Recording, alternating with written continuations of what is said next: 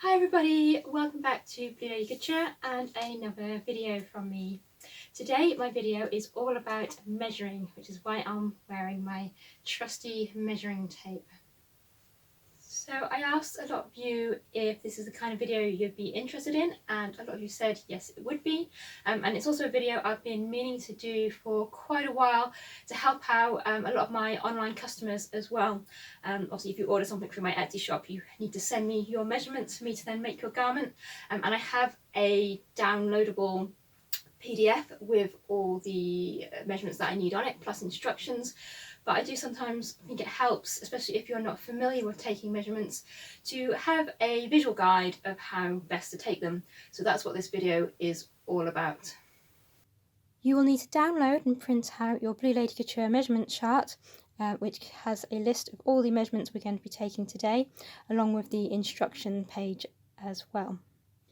If you want to save paper and not print out the copy of the form, you can of course create your own list on a piece of paper.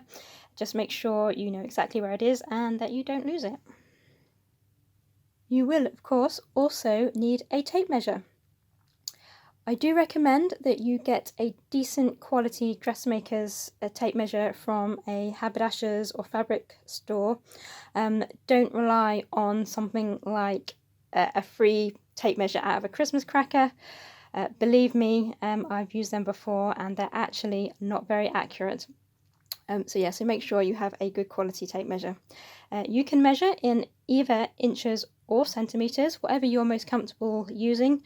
As you can see, my tape measure has both systems on it, and I'm happy to work in both, so don't worry about converting the measurements at all. Just measure in whatever system you're most comfortable with. You're also going to need a glamorous assistant. I do recommend that you don't take the measurements yourself. If you're trying to twist around to take your own measurements, you are going to end up basically not taking your measurements correctly. So you want someone else to do the measurements for you so you can stand nice and naturally, and the measurements will come out nice and evenly. So let's get started. Okay. So you need to be standing nice and naturally, comfortably. Try not to slouch. Stand not too tall, but just comfortably how you would naturally stand if you were just standing. So I do recommend, as a good starting point, is to tie a piece of ribbon or string around your waist. It just helps you find your natural waist. The ribbon will naturally pull in at your smallest and narrowest part. One thing you find with modern clothing is that the waistline is sometimes a lot lower than what we call your natural waistline, which is where you need to be taking your measurements from. So by tying the string around the waist, you can see that actually the waist is quite high.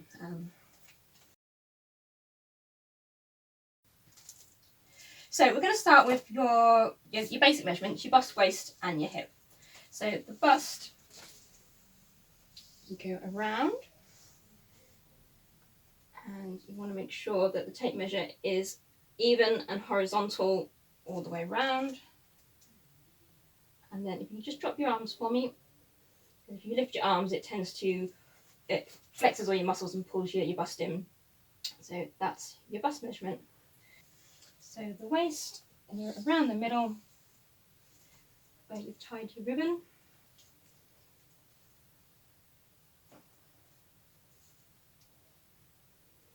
So again, making sure the tape measure is horizontal all the way around. For the hips, now you don't actually want to be on your hip bones. You want to be on the fullest part of the hips, which is for most people is a bit lower down. About there. And you can also measure a bit lower down on the thigh as well if you need to, but generally you want to be around about there for your hip line. So we're now going to do some additional measurements on the front of the body. We also have some additional measurements to do on the back of the body, but we'll do the front first and then we'll get Julia to turn around and we'll do the back measurements. So the next one we'll do is the chest width, which is across the front of the chest between the arm sleeve on each side. And if you're wearing a top which has a nice natural sleeve seam which comes down here, it's basically from seam to seam. It is not from the underarm to the underarm. It's across the top of the chest, like so.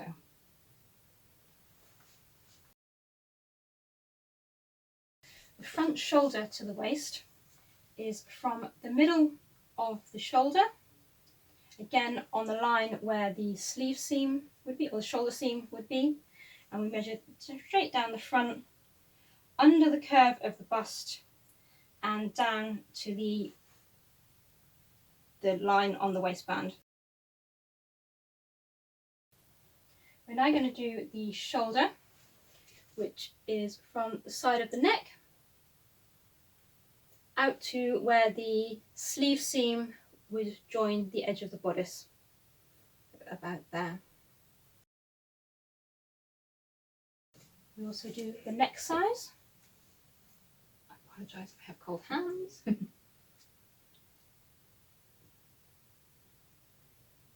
Around the neck like so. We can also take the underbust, depending on the style of item that you're making.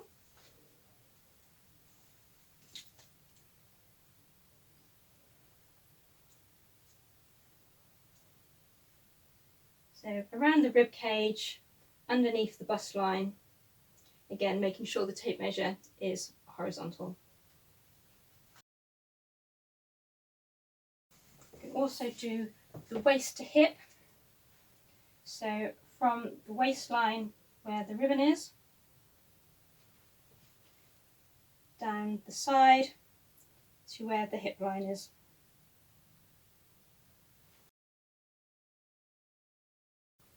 We can also do the waist to floor,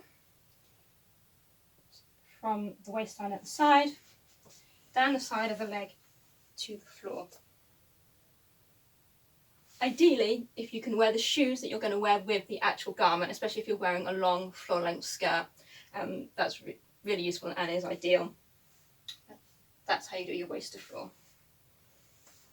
I'm now going to get Julia to turn around so I can do her back measurements.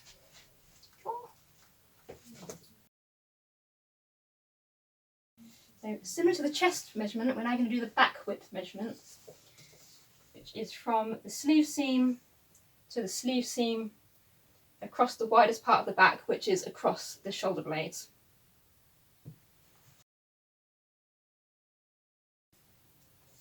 The nape to waist is down the back of the spine. So you want to find the knobbly bone at the base of the neck and the top of the spine.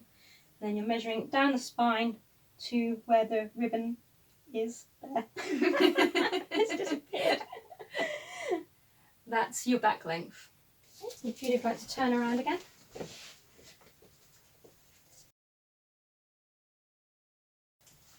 So the next measurement is a little bit of a weird one. It's a crotch, but don't stress, it's really easy.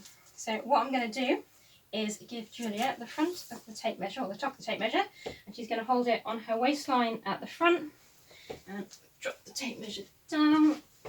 We go through the legs and up to the waistline at the back. You don't want it too tight, you don't want it too loose, but you just want it to be nice and snug to the shape of the body.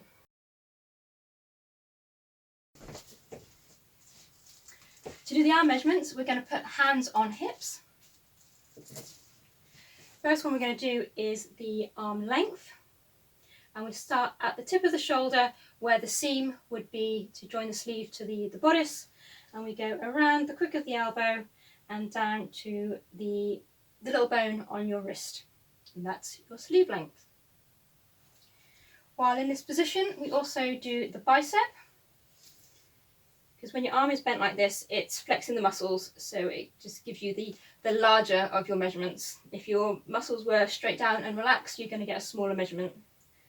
So we do that, and actually we'll do it on the same side. We'll use inches as we've been using for the rest of this video. We also do the wrist, and we do the forearm as well.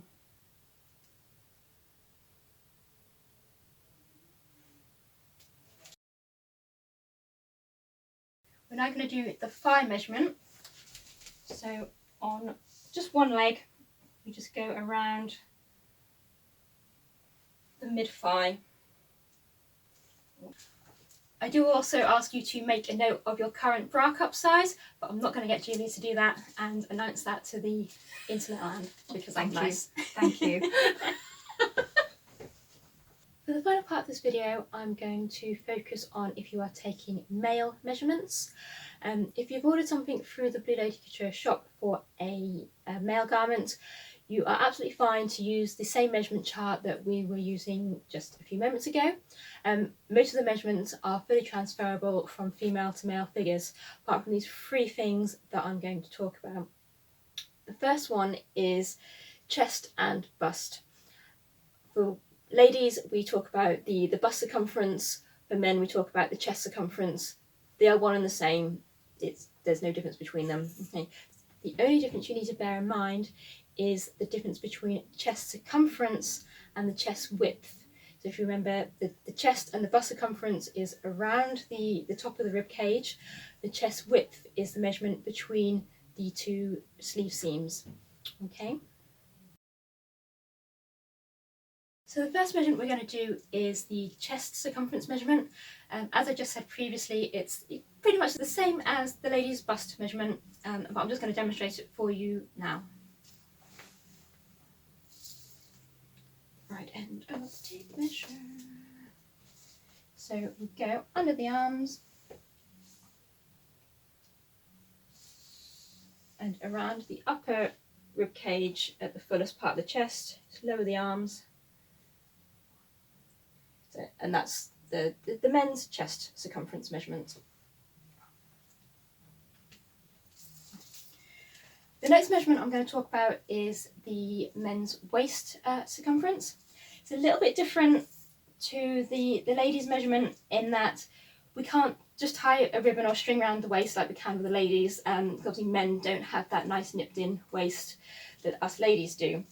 But one thing you will notice when taking measurements, particularly for historical Victorian Edwardian style trousers, is that they sit very high compared to modern trouser waists. You'll see my lovely assistant here is wearing modern trousers. The waist line is down here. We're actually going to be measuring the natural waist, which is actually up here just above the navel. So again, round under the arms.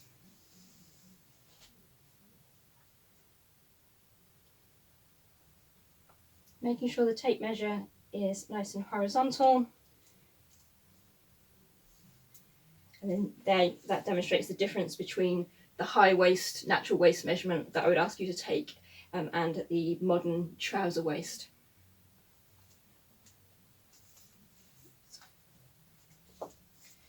The final measurement that we'll do for menswear is the inseam measurement.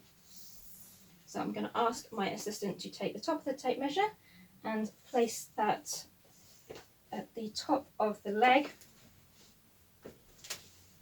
and then we measure down to where his trousers currently sit, which is just on the ankle bone at the base of the leg there.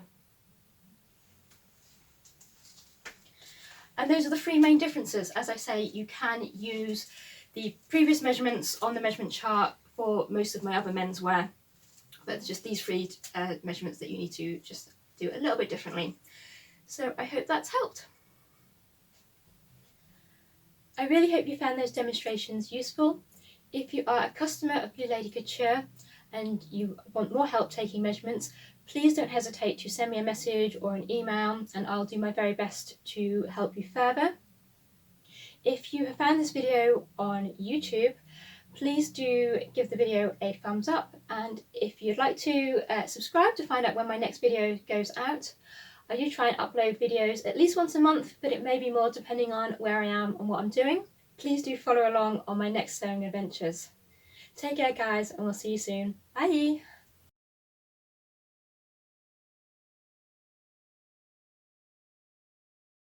And now it's fudge brownie time. Yay!